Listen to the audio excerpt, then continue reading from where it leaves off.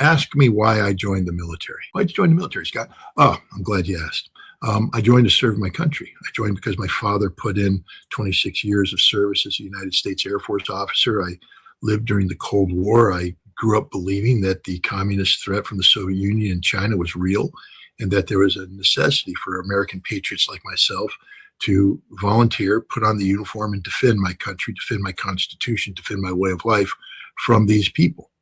And I trained very hard, and the training was very realistic. But while you're training, what you're developing is muscle memory, so that if you're under stress, you will perform to an adequate standard and you won't freeze, you won't yield. But you're training in an environment that, if you make a mistake, it's like, oops, okay, I'll learn from that. But when you experience war, when you understand the consequences of war, the consequences of actions, that people die and people don't come home, places are destroyed. I played a very heavy role in targeting Iraq during the first Gulf War.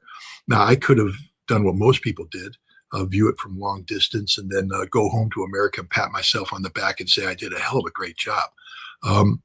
But I then went on to serve for 7 years as a chief weapons inspector in Iraq. I led inspection teams, and in the first 2 years of my time, I spent most of my time inspecting destroyed facilities, trying to figure out, did we get what we were trying to get when we bombed this facility? Did the Iraqis recover anything? One of the places we struck was the Ministry of Information.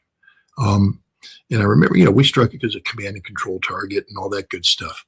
But I remember going to that site and inspecting it, and we had asked that the people who worked there be present to answer any questions.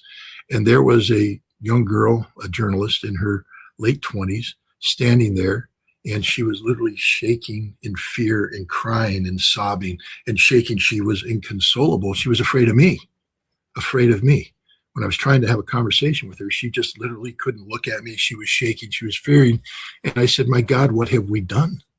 What have we done? We didn't blow up a building. We destroyed a human being. We didn't kill her, but we've ruined her. We've broken her. Is this what we fought for? Is this what we were trying to accomplish? And it's moments like that that repeated over and over and over again.